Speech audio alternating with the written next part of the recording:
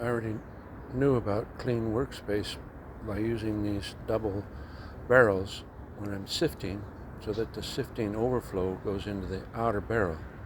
Now I'm moving this old dry compost from barrel number 4 to barrel number 1.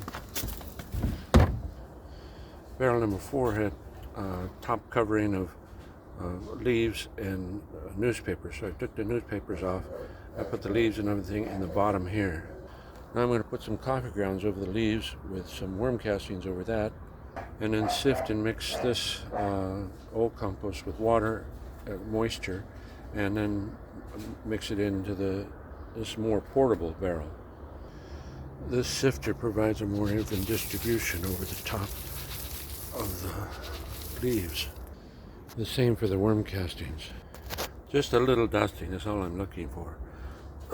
Now move the dry compost and then moisten it with biological water. I'm sifting it as I put it in and decided afterwards, and then making it more finished. I put out with the leftovers there. The compost is getting more moist as we go down, so I'm not going to be adding all that much water. It's just sprinkled on anyways. I have a trash can for rocks and other non-organic debris. So the coffee grounds I get from Starbucks already shows you the worm goal. Really grateful for their work. I had a visitor stop by the operation, and she noticed that she felt like this wasn't good quality worm casting because it was so thick, so dense, so heavy. And I told her no, it was, because one, I know the people, and two, I've done our own worm castings, and I know how thick it can be, how poopy. It is really thick, and that's why I have no doubt of its quality. I know it's been tested. I haven't tested it lately, but it's good. That's what I can say now. I'm only using a small trowel of coffee grounds, very light. At the beginning with the other ones I was like 3 towels on the leaves and stuff, but now this is pretty much done, so this is only to feed the worms if we get the worms in there. I've been real challenged with my vermicomposting system, so just a light sprinkle, that's all that layer gets. And I'm doing 2 large shovels into the sifter here of this compost. Then I do a little bit. How much is a little bit? Well, it's a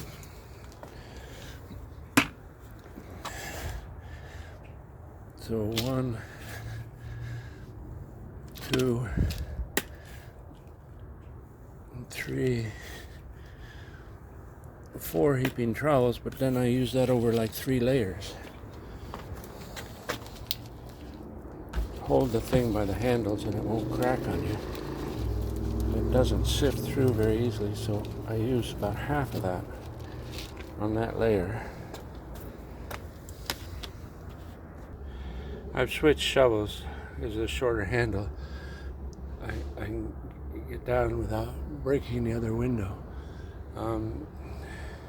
It's getting thicker and moister as we go down. This is a lot of work, but it's only every once in a while. So be sure to use your tracker and get credit for it. In the course of time, you'll find a variety of tools that are helpful for you.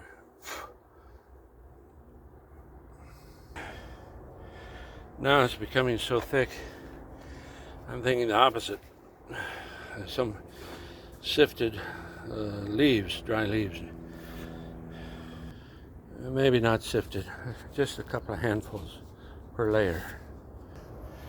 Yeah, that's the 2 hands come together and then kind of sprinkle it over there. Those were fig leaves from the community garden. And the usual worm castings and a little bit of coffee grounds. Now it's so wet that it won't go through those holes, so we're just going to dump it in. I've reached a point where I'm going to try and dump it. The shovel, I can't get in there very well. You can see it's just going on top. The other option is lay the barrel down. You can get into it a little easier. There you can see with the drain hole came out. You can see the bottom is just muck. Go ahead and break that up with your compost fork. It's a long handle, scratchy. So now with no sifting, the larger pieces are getting in, chunks of bone, whatever else is there. You can see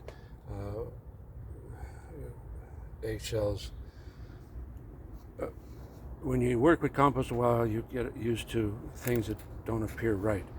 But I tell you that avocado skins fool me every time to think me. It's black plastic, it's shiny and black and still holds together after a long time in the compost. But I let them go. I also let the little tags go, tell what kind of fruit it is. So.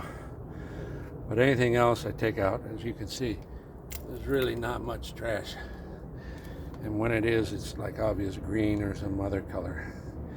And this is the stuff we sifted out before. Probably put it on top or put it in the last tumbler here. Let it work its way through. Well, that's the bottom of the barrel. So I'll fork that up and put the dressing on and then cover the top with leaves to keep it from drying out. And then if I got some more worms, I'm trying to grow my worms. I've had so much trouble with it. I don't know, it's probably just carelessness. But I've had worms for 25 years, and the last 3 years it's been the most difficult. So the idea is, add the worms to help finish them up. So that's the plan.